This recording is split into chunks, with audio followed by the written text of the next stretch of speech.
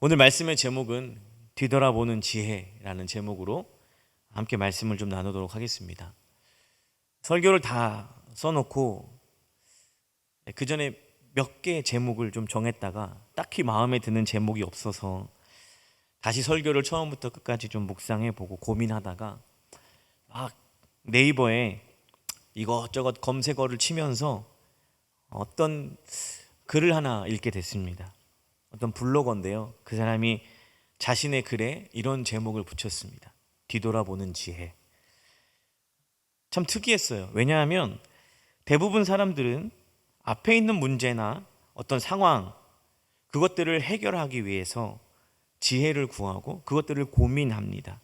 근데 그것이 아니라 뒤돌아볼 수 있는 지혜를 말한다라는 게 참 낯설기도 하고, 오늘 제가 설교하려는 말씀을 좀 잘 정리하는 것 같아서 이 제목을 좀 정해봤습니다.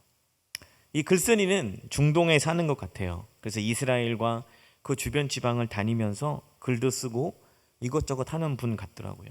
근데 그는 늘상 차를 타고 다니는데 그분이 다니는 이 블로거가 다니는 길은 어떤 건물도 없고 그냥 이렇게 사막만 있는 거죠. 그런데 어느 날 이 황량한 사막을 지나가는데 갑자기 뭐에 쿵 부딪히더니 이 사이드 미러가 완전히 박살이 난 거예요. 이제 급급하게 어떤 테이프로 그 사이드 밀러를 붙이고 이제 며칠을 다녔다고 합니다. 근데 이제 며칠을 이제 다니다가 이 사이드 미러가 더 이상 붙어 있지 않아서 어쩔 수 없이 이제 인터넷이나, 구하기 어려운데 인터넷이나 여러 사이트를 뒤져서 사이드 밀러를 이렇게 구입해 갖고 카센터에 가서 사이드 미러를 달았대요. 그러면서 이 사람이 뭐라고 썼냐면, 살면서 앞일에 대한 궁금함, 기대 반 걱정 반 이것저것 두들겨가며 계산해가며 발을 내딛지만 정작 뒤를 돌아보는 삶의 지혜에 대해서는 영양실조에 빠져 있다. 이렇게 좀 글을 적었더라고요. 이는 비단 이 사람뿐만의 생각이 아니라 우리들도 다 그렇게 생각합니다. 인생이라는 경주를 할 때 앞만 보고 달려가지 뒤를 돌아볼 시간과 여유가 사실은 없죠. 그래서 우리는 인생의 뒤를 돌아볼 수 있는 지혜와 은혜가 필요한 것입니다. 제가 오늘 성도님들과 함께 나눠볼 이 창세기의 아주 중요한 인물인 야곱. 이 야곱이 비로소 자신의 삶을 뒤돌아봄으로써 또 깨달음을 얻고 그 깨달음 속에 하나님의 인도하심이 무엇인지를 우리에게 보여주고 있고, 저는 그런 내용을 나누려고 합니다. 오늘 말씀을 보면 야곱이 그의 가족이 갖고 있는 우상과 착용했던 장신구들을 상수리 나무 근처 아래에 묻고 베델로 올라가는 장면을 기록하고 있습니다. 이 야곱이 베델로 오르기까지 그의 인생에 어떤 일이 있었고 무슨 일이 있었을까요? 야곱은 왜 베델로 올라가고 있을까요? 우리는 이 답을 확인하기에 앞서서 35장 이전에 어떤 내용들이 있는지를 살펴봐야 합니다. 그래야 오늘 이 야곱의 이 행동들을 이해할 수 있습니다. 짧게 32장부터 34장까지 살펴볼 건데요. 32장 후반부에 보면 야곱이 야복 나루에서 하나님의 사자와 씨름하고 그가 야곱을 축복하는 장면이 나옵니다. 그리고 33장에 가면 야곱의 형 에서, 그 에서를 만나 에서가 야곱에게 은혜를 베풀고 깨어졌던 둘 사이가 극적인 화해를 하는 것을 이 33장에서 그리고 있습니다. 여기까지 온 야곱이 여기까지 이 에서와 화해하는 장면까지 왔다고 한다면, 그 다음 야곱이 어떤 행동을 취해야 했냐면, 에서와 함께 그 고향으로 올라가 몇 날 며칠을 잔치하며 함께 식사하고 어떻게 하면 함께 살 수 있을 것인가를 에서와 같이 논의했어야 합니다. 그런데 지금 35장을 보면 그런 모든 것들이 빠져 있죠. 왜 고향으로 올라가야 합니까? 오늘 말씀에도 나오지만 그것은 형 에서를 피해 도망갈 때 하나님께서 그에게 약속하셨고 축복하시리라 말씀하셨던 그 장소이기 때문입니다. 우리 33장 18절을 좀 같이 보도록 하겠습니다. 33장 18절인데요. 자막을 보시면서 우리 같이 한번 읽어보도록 하겠습니다. 시작. 야곱이 밧다라람에서부터 평안히 가나안 땅 세겜 성읍에 이르러 그 성읍 앞에 장막을 치고 그 성읍 앞에 장막을 쳤답니다. 그리고 그 뒤에 뭐가 나오냐면 장막을 친 그 밭을 세겜의 아버지 하몰의 아들들의 손에서 백크시타에 샀으며 거기에 제단을 쌓고 그 이름을 엘렐로헤 이스라엘이라 불렀더라 라고 말하고 있습니다. 야곱은 세겜이라는 곳에서요 땅을 사고 또 지명을 붙입니다. 이런 일련의 행동들은 무엇을 알 수 있냐면 야곱이 고향으로 올라갈 생각이 없다는 것입니다. 세겜 땅에 남기로 마음을 먹고 나서 34장에 보면 어떤 일이 펼쳐지냐면 디나가 세겜의 아들, 세겜에서 하몰의 아들에게 이 성경의 표현대로 보자면 강간당하고 욕을 보였다라고 성경이 기록하고 있습니다. 디나가 이런 사건에 휩쓸리게 된 것은 물론 개인적인 잘못도 있지만 결국 그의 아버지 야곱 때문이죠. 이 사건이 터지고 난 후에 하몰이 야곱에게 이렇게 이야기를 합니다. 34장 9절부터 10절까지 말씀입니다. 너희가 우리와 통혼하여 너희 딸을 우리에게 주며 우리 딸을 너희가 데려가고 너희가 우리와 함께 거주하되 땅이 너희 앞에 있으니 여기에 머물러 매매하며 여기 기업을 얻으라 라고 말하고 있습니다. 하몰의 제안을 요약해 보면 무엇이냐면 우리가 한 나라가 되고 한 민족이 되자라는 제안입니다. 하나님께서는 아브라함에게 강조하셨던 것 중에 내 몸에서 나는 자로 말미암아 내가 복을 줄 것이다 라고 말씀하는 내용들을 우리가 다 알고 있을 것입니다. 그런데 여기서 통혼에 대한 문제, 하나님이 그것들을 극구 반대하셨는데 디나의 문제로 인해 이방인들과 통혼이 허용된다면 이는 하나님 앞에 큰 죄를 짓는 것이죠. 그러니 야곱이 이 제안을 받아들일 수 없는 것입니다.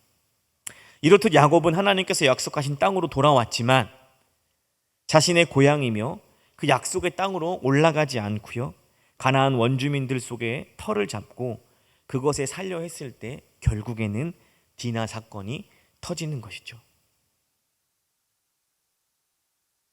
왜 야곱이 형 에서와 화해하고 바로 그 고향으로 올라가지 않고 또 그와 잔치를 벌이지 않고 왜 이 세겜에 남았을까요? 성경에 보면 많은 사람들이 극적인 만남을 갖고 또 잔치도 벌이고 많은 것들을 베푸는 것들을 볼 수 있는데 형제들이 그렇게 만났음에도 불구하고 왜 그들은 다시 떨어져야만 했을까요? 결국 세겜에 남으려 했던 야곱의 모습 속에서 아직까지 하나님의 백성으로서의 구별됨을 제대로 인식하지 못하고 있다는 것을 알 수 있습니다. 이렇듯 세겜 사건 이전에 야곱의 삶의 모습은 이방 족속과 분별, 어떤 구별, 그 모든 경계가 무너져 내려 차별이 없어져 아주 느슨해진 이방 사람인 것 같기도 하고 아니면 유다 히브리 사람인 것 같기도 한 그것들을 이 디나 사건을 통해서 우리에게 지적하고 있는 것이죠. 결국 야곱의 아들들이 하몰의 아들의 마음을 이용해서 세겜 성읍에 있는 모든 남자들을 죽입니다. 이 일이 더 악화되는 것을 볼 수 있죠. 그래서 34장 30절부터 31절에 보면 이렇게 말씀하고 있습니다. 야곱이 시므온과 레위에게 이르되 너희가 내게 화를 끼쳐 나로 하여금 이 땅의 주민 곧 가나안 족속과 브리스 족속에게 악취를 내게 하였도다. 나는 수가 적은즉 그들이 모여 나를 치고 나를 죽이리니 그러면 나와 내 집이 멸망하리라. 그들이 이르되 그가 우리 누이를 창녀같이 대함이 옳으니까. 야곱은 시므온과 레위에게 이런 행동이 너희들의 그 행동을 통해서 우리 집안 전체가 멸문지화를 당할 수 있다라고 생각할 만큼 심각한 죄를, 심각한 잘못을 저질렀다고 야곱이 질타하고 있는 것이죠. 근데 이 야곱의 자녀들이 뭐라고요? 이게 합당합니까? 아버지한테 대들고 있는 거죠. 여기까지 내용이 오늘 본문 앞서서 일어났던 일들입니다. 이제 야곱은요 어떤 상태가 되었습니까? 주변에 두려움을 사는 존재가 되었습니다. 뿐만 아니라 그와 함께 할 수 있는 자들이 없습니다. 이 이야기를 반대로 하면요, 누구도 야곱을 도와주지 않는 지경에 이르게 된 것이죠. 그때는 어떤 사회입니까? 국가가 형성되기 이전에 한 고을과 한 마을과 지역에서 서로가 서로를 도와주며 살았던 시대인데 누구의 도움도 받을 수 없는, 그도 누구도 도울 수 없는 그 상황에 지금 야곱이 내몰리게 된 것이죠. 이런 상황에서 1절에서 하나님이 먼저 야곱에게 베델로 올라가 그곳에 제단을 쌓으라고 말씀하고 있습니다. 그리고 2절에서 야곱이 하나님의 뜻에 순종하여 베델로 올라가기를 결단합니다. 이 야곱이 베델로 올라가는 것은 단순히 이제 베델로 올라가는구나 나가 아니라 야곱의 전 인생을 돌아봤을 때 이 베델로 올라감은, 베델로의 그의 발걸음은 하나님 앞에 항복을 선언하고 있는 것입니다. 하나님께서는 야곱을 리브가의 어머니 리브가의 복중에서 이미 택하시고 형을 속이고 삼촌 라반이 살고 있는 밧단 아람으로 피해 갈 때 베델에서 야곱을 찾아와 만나주시고, 그때 하나님은 내가 어디로 가든지 내가 너와 함께 있어 내가 약속한 것을 다 이루기까지 내가 너를 떠나지 않겠다라고 약속하셨습니다. 그리고 야곱은 외삼촌 라반의 집에서 거부가 되었으나 외삼촌과 사이가 좋지 않게 되어 다시 고향으로 돌아와야 했지만, 고향에서는 형 에서가 복수심을 버리지 않고 기다리고 있었을 그때에 하나님께서는 귀향하라 하시고 야복 나루터에서 오도 가도 못하는 상황 속에 있는 야곱을 만나주셨죠. 그러니 야곱이 여기까지 왔으면, 그러니까 우리 인간적인 생각으로 이만큼 했으면 베델로 올라가야죠. 그 약속하셨던 그곳으로 가야죠. 베델로 올라가지 않는 이 야곱은 여전히 세상과 하나님 사이에 한 발씩 걸쳐놓고 그렇게 살고 있다가 세겜 사건을 겪고 나서야 비로소 하나님밖에 답이 없다는 사실을 깨닫고 베델로 올라가는 것이죠. 비로소 베델에 섰을 때 긴 세월에 걸친 야곱의 생애 속에서 하나님의 간섭의 진정한 의미가 무엇인지 드러나고 있는 것이죠. 청년부 설교 때도 잠깐 나눴는데요, 쉐렌 키에르키고르라는 덴마크의 철학자가 있습니다. 그가 이런 이야기를 했어요. 인생은 앞으로 나아가며 살 수밖에 없다. 그러나 인생은 뒤돌아볼 때에만 이해할 수 있다. 성경 한 구절로 좀 넣고 싶은 말씀, 정말 참 좋죠. 야곱이 젊을 때 자신의 노력과 방법으로 더 높고 큰 이상을 스스로 만들 수 있다고 생각했습니다. 그래서 열심히 살았고 최선을 다해 살았고 남을 속여가면서도 그것이 잘못되었다는 생각보다 속이는 것이 능력이고 실력이라는 생각으로 형의 장자권을 빼앗고요, 아버지를 속이고 삼촌의 라반의 집에서도 끊임없이 보였던 것이 야곱의 모습이었습니다. 그러나 하나님은 이런 야곱의 인생을 야곱이 원하는 대로 이끌려가도록 내버려두지 않으시고 구비구비마다 하나님은 간섭하시기도 하시고 기다리기도 하시고 함께 하심으로 결국 야곱의 인생을 인도하셨습니다. 이 하나님의 인도하심의 결과가 다시 베델로였습니다. 그의 인생이 돌아온 것이, 인생을 낭비한 것이 아니라 야곱이 결국 베델로 올라올 수밖에 없도록 하나님이 간섭하신 것이죠. 우리 2절과 3절을 같이 한번 읽어보도록 하겠습니다. 같이 읽겠습니다. 시작. 야곱이 이에 자기 집과 사람과 자기와 함께한 모든 자에게 이르되 너희 중에 있는 이방 신상들을 버리고 자신을 정결하게 하고 너희의 의복을 바꾸어 입으라. 우리가 일어나 베델로 올라가자. 내 환난 날에 내게 응답하시며 내가 가는 길에서 나와 함께 하신 하나님께 내가 거기서 제단을 쌓으려 하노라 하매. 야곱이 직면하고 있는 현실의 문제를 해결하기 위해 이전에도 자신의 인생 속에 간섭하셔서 여기까지 인도하신 그 하나님, 오늘 또 한 번 야곱은 그 하나님의 간섭과 도우심을 바라며 하나님을 만나러 베델로 올라가고 있는 것입니다. 야곱이요, 가족의 모든 우상과 장신구를 상수리 나무 아래 묻었다라는 것은 어떤 의미냐면 이제 나에겐 더 이상 방법이 없다라는 뜻입니다. 내 인생 속에는 더 이상 나로는 또 그 어떤 것으로도 답을 낼 수 없다는 뜻이었습니다. 우리의 삶에 일어나는 많은 환경적인 어려움, 사람들 때문에 오는 관계적인 문제, 또 나의 과욕 때문에 오는 여러 어려움들은 모두 죄와 관련되어 있습니다. 그러나 하나님께서는 우리를 하나님의 자녀다운 자녀로 만드시기 위해 이런 우리의 욕심으로 비롯된 시험과 환난과 고통까지도 선으로 인도하고 계심이 하나님의 섭리인 것입니다. 하나님의 자녀가 되었다는 것이 이 하나님의 섭리요 간섭을 믿는 것이죠. 히브리서 12장 7절부터 10절까지 보면 아주 귀한 말씀이 있습니다. 너희가 참음은 징계를 받기 위함이라. 하나님이 아들과 같이 너희를 대우하시하니 어찌 아버지가 징계하지 않는 아들이 있으리요. 징계는 다 받는 것이거늘 너희에게 없으면 사생자요 친아들이 아니니라. 또 우리 육신의 아버지가 우리를 징계하여도 공경하였거늘 하물 모든 영의 아버지께서께 더 복종하여 살려 하지 않겠느냐.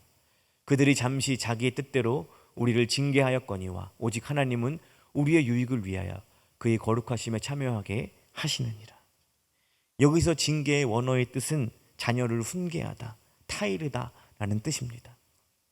그러니 부모가 자녀를 바른 길로 인도하기 위해 징계하지 않는 것은 부모가 없는 것이나 마찬가지죠.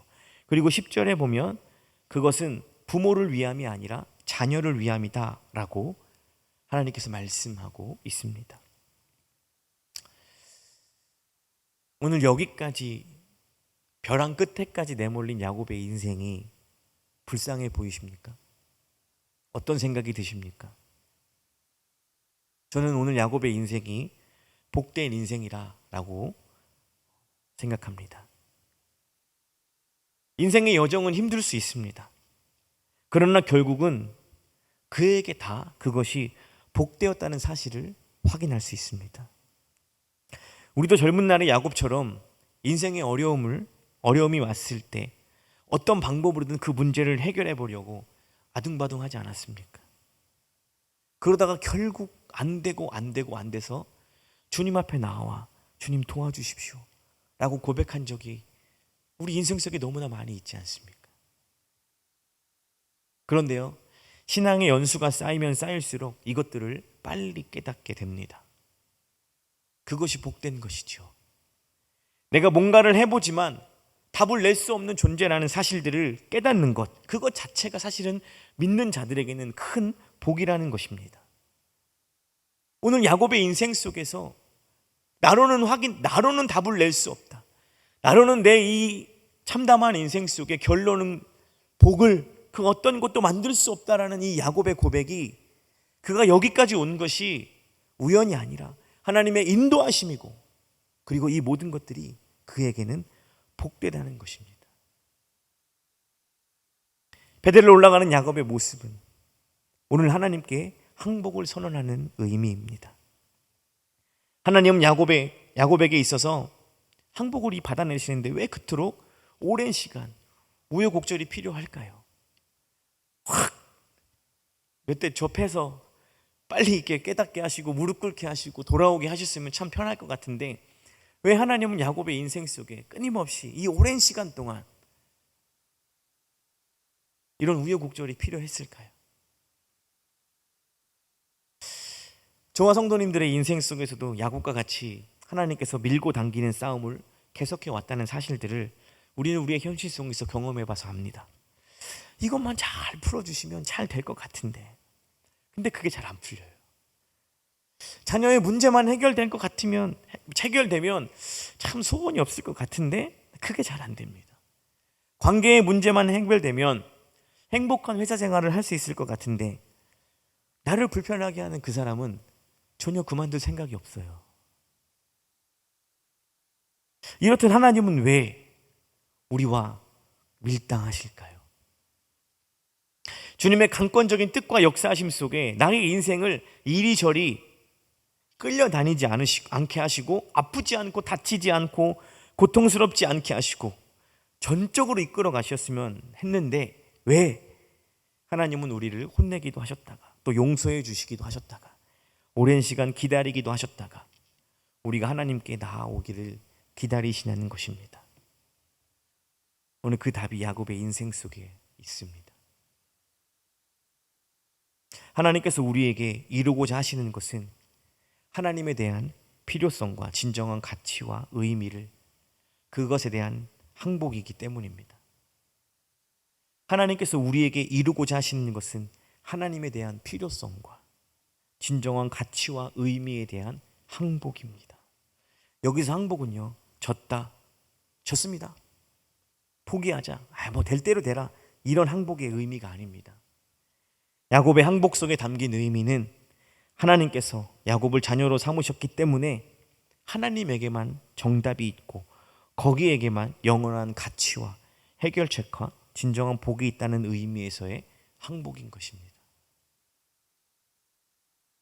세상은 수단과 방법을 가리지 않고 끊임없이 위로 올려가려고 할까요?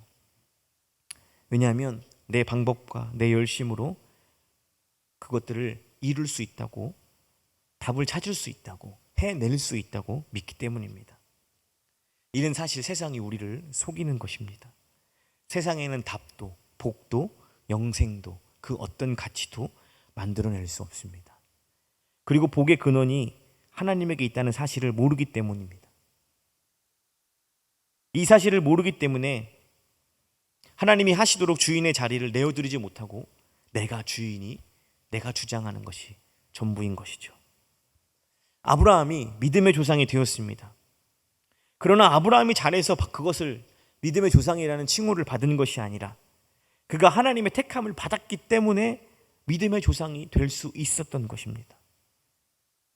야곱의 항복은요, 이제 비로소 이전의 나의 삶에 끊임없는 열정과 내 방법으로 뭔가를 해보려던 인생에서 이제 하나님만이 유일한 답이요, 복의 근원이시요, 나의 살 길이라는 사실을 안 것이지요. 그래서 하나님 앞에 나온 것이지요. 그것이 베델로 올라감이지요. 이것이 야곱의 참 항복입니다. 오늘 야곱이 드디어 하나님께 항복함으로 자신의 인생을 뒤돌아보게 되고요, 결국 내 주인의 자리를 내려놓게 됩니다. 7절을 보시면 그가 거기서 제단을 쌓고 그것을 엘베델이라 불렀으니 이는 그의 형의 낯을 피할 때에 하나님이 거기서 그에게 나타나셨음이니라. 야곱이 드디어 베델에 도착했습니다. 그리고 그가 거기서 제사를 드렸습니다. 오늘 읽지는 않았지만 그가 거기서 제사를 드리고 하나님은 9절부터 15절까지, 창세기 35장 9절부터 15절까지 하나님은 이 야곱에게 아브라함에게 하셨던, 또 이삭에게 약속하셨던 축복을 다시 한번 확인시켜 주는 것을 볼 수 있습니다.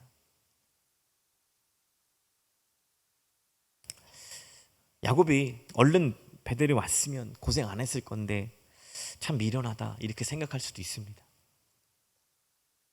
좀 하나님께서 좀 빨리 인도해 줬으면 좋겠다라는 생각을 할 수도 있습니다. 우리도 마찬가지 아닙니까? 우리도 지금 성도님들께서 여기까지 오셨는데 그때 하나님께서 좀 이렇게 하셨으면 이렇게 빙 돌아가지 않고 금방 왔을 텐데, 그때 하나님께서 그렇게 해주셨으면 빨리 도착했을 텐데, 이런 생각 해보신 적 없으십니까?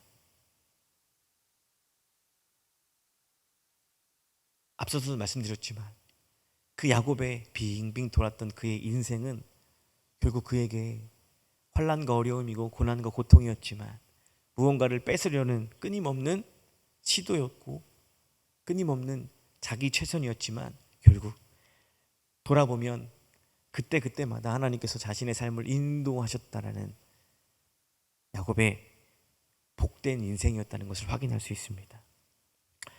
우리가 어떤 결정을 할 때 하나님께서 딱 결정해 주시면 좋겠죠. 어떤 뭔가를 결정할 때 하나님께서 딱 말씀하셔서 이거다라고 말씀해 주시면 좋겠잖아요. 솔직히.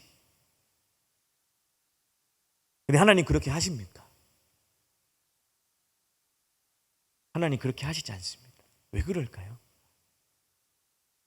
만약 하나님께서 이거다라고 결정을 해주셨다면, 만약에 그 결정이 내가 원하는 방향대로 이루어지지 않으면 이 일에 나는 책임이 없기 때문에 하나님 그 결정을 해주시지 않습니다. 내가 원하는 대로 그 일이 결정되어 이루어지지 않을 때 우리는 그 결과에 대해서 외면하고 핑계를 대는 것이죠. 이것이 인간의 죄성이고 본성입니다. 하나님은 우리의 삶 속에, 우리의 인생 속에, 우리의 모든 선택 가운데 그 선택의 책임을 우리에게 맡기십니다. 제가 영어를 잘 못해요. 수학은 좀 하는데 영어를 잘 못하는 이유가 고등학교 때 많이 놀았어요. 영어는 많은 시간을 투자해야 하지 않습니까? 단어도 많이 외워야 되고 문법도 외워야 되고. 근데 수학은 좀 그런 게 빠르더라고요. 제가 수능을 보기 전에 이제 그 수학 정석 책을 몇 번을 봤어요. 그랬더니 금방 수학은 늘더라고요. 근데 영어는 잘 안 돼요. 왜 그렇죠? 많은 시간을 투자해야 되고 많이 공부해야 되기 때문에 그렇습니다. 그 제 결정이었죠. 제가 많은 사람들이 힘들고 어려운 삶 속에 있습니다. 그러나 내가 방황하기로 결정하고, 그것이 어떤 환경이 나를 밀은 것이 아니라 내가 방황하기로 결정했을 때, 나는 공부 안 하기로 결정했을 때 그 영어를 못하는 책임은 지금 제가 겪고 있는 것이죠. 영어를 보면 좀 어렵습니다. 웃자고 한 얘기가 아니라 우리의 인생의 모든 이런 결정 속에 결국 하나님께서는 그것들을 책임지게 하시죠. 그 책임을 우리를 키웁니다. 그 책임은 우리를 더욱더 성숙시키고 성장시킨다는 것이죠. 하나님이 하라 했기 때문에 내가 했는데 왜 안 됩니까? 라는 이 핑계와 변명, 저는 책임 못 집니다. 이런 반응이 나올까 봐. 이런 반응을 우리는 당연히 하기 때문에 하나님께서는 그 모든 결정을 우리에게 맡기시는 것이죠. 그래서 하나님께서는 선택의 순간에 우리가 올바른 선택을 하시기를 기다리지 이것저것 선택하라고 강요하시지 않습니다. 선택의 결정에 대한 책임을 지게 하십니다. 우리가 그것으로 큽니다. 오늘 야곱의 항복은 그가 하나님이 기뻐하시는 선택을 하는 수준과 실력을 갖추기까지 야곱의 인생 내내 참아주고 기다리고 계셨던 것이죠. 그래서 오랜 시간이 걸린 것입니다. 하나님을 믿지 않는 자들에게도, 하나님을 믿지 않는 자들에게는 안내자도 없고요, 보호자도 없습니다. 하지만 우리에게는 하늘에 계신 아버지가 계시다는 것이 야곱의 생애입니다. 세겜 사건은 야곱에게는 에서를 만나는 일만큼이나 절체절명의 순간이었습니다. 그러나 하늘에 계신 아버지가 야곱이 항복하기를 기다리고 계셨습니다. 그리고 그 기다리심으로 일하셨습니다. 스스로 깨닫고 베델로 올라오기를 기다리셨습니다. 오늘 말씀을 좀 정리해 보면 좋겠습니다. 우리는 신앙이라는 것이 하루아침에 단번에 어떤 깨달음으로 성취되는 것이 아니라는 것을 성경을 통해 배웁니다. 그 이유는 두 가지입니다. 무엇이냐면 하나님께서는 우리에게 인격적인 항복을 받아내시기를 기다리고 있다는 것이죠. 그것은 하나님께서 우리를 기계적으로 조정하거나 조작하려 하지 않는다는 뜻이기도 합니다. 또 하나는 하나님께서 우리의 어떤 선한 선택을 통해 영광 받으시고자 한다는 사실입니다. 하나님께서 영광 받으신다는 것은 우리가 생각하는 것보다 훨씬 높고 깊은 의미가 담겨 있습니다. 우리가 성공하여 세상적인 가치가 올라가는 것, 그것이 하나님의 영광이 아닙니다. 하나님은 세상의 높아짐으로 영광 받으시는 분이 아니라 하나님이 만드신 가치, 사랑, 용서, 오래 참음, 자비, 양성과 같이 하나님만이 만드실 수 있는 가치를 우리가 살아낼 때 그것으로 영광 받으신다는 사실을 꼭 기억하시기를 주님의 이름으로 축복합니다. 야곱의 인생은 무엇이었습니까? 내가 만든 것으로, 내가 해낸 것으로 자신의 이름을 높이고 싶었습니다. 그러나 결국 그것으로는 그 어떤 것도 하나님 영광 받으시지 않기 때문에 그 모든 것을 내려놓고 결국 야곱이 하나님 앞에 무릎 꿇은 것이죠. 그래서 우리는 실패해도요, 하나님은 실패하심이 없으신 것입니다. 우리가 세상에서 선을 행하고 용서해주고 누군가를 기다려주다가 망할 수 있습니다. 그렇죠? 하나님의 가치를 실현하다가 우리가 망할 수 있습니다. 세상적으로 보면 이것은 실패이죠. 그러나 하나님의 관점에서 보면 그의 삶을 통해 영광 받으시는 것이지요. 우리는 무엇을 위해 쫓아가고 있습니까? 성도님들은 무엇을 이루기 위해서 지금도 달려가고 계십니까? 세상이 만들 수 없는 가치, 사랑, 용서, 회개, 자비, 오래 참음. 세상에는 이것이 없습니다. 세상에 이것이 있다는 건 그것을 하면 이익이 생기기 때문에 기다리는 것이지요. 오직 하나님에게만 이 가치가 만들어낼 수 있고 하나님만 이 가치를 우리에게 부여하실 수 있습니다. 그렇다는 건 우리의 삶에 이것들을 이루어내야 하는 것이지요. 그것들로 하나님께서 영광 받으신다는 것이지요.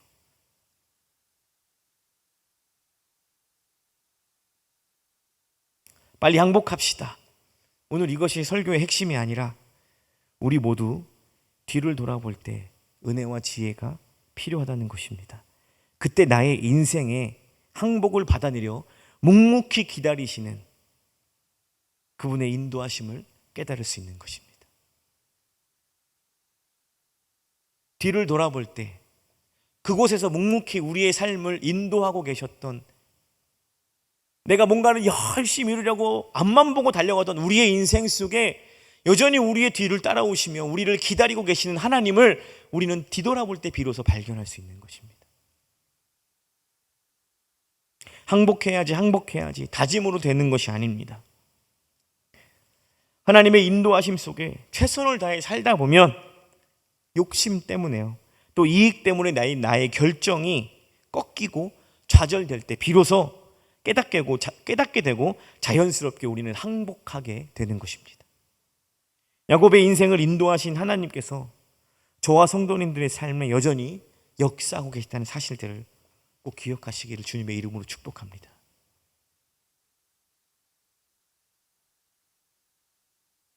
우리의 삶 속에 역사하시는 그 하나님, 우리를 인도하시는, 우리를 붙드시는, 그리고 그분만이 주실 수 있는 것들을 우리가 우리 삶 속에서 실천하고 살아내는 정말 귀하고 복된 성도님들 되시기를 주님의 이름으로 축복합니다. 자꾸 너무 세상의 것에 현혹되지 마십시오. 세상의 것에 자꾸 우리의 초점을 뺏기지 마십시오.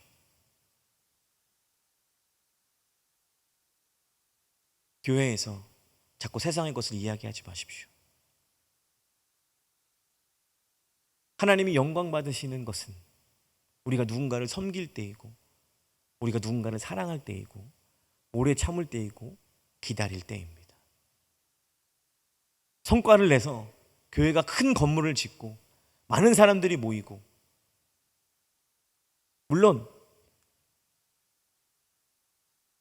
나쁘다는 것이 아니라 정말 이 안에서 우리가 서로를 위해 남을 나보다 낮게 여김으로 하나님의 영광을 드러내는 삶을 살고 있냐는 것입니다. 이 야곱의 인생 속에 그가 드디어 베델로 올라갔을 때 그의 인생 속에 역사하셨던 하나님을 깨닫게 되고 모든 인생 속에 항복했던 것처럼 오늘 이 시간 성도님들의 인생을 뒤돌아보아 나의 인생 속에 여전히 역사하셨던 하나님을 발견하고 깨닫게 되시기를 주님의 이름으로 축복합니다. 기도하도록 하겠습니다.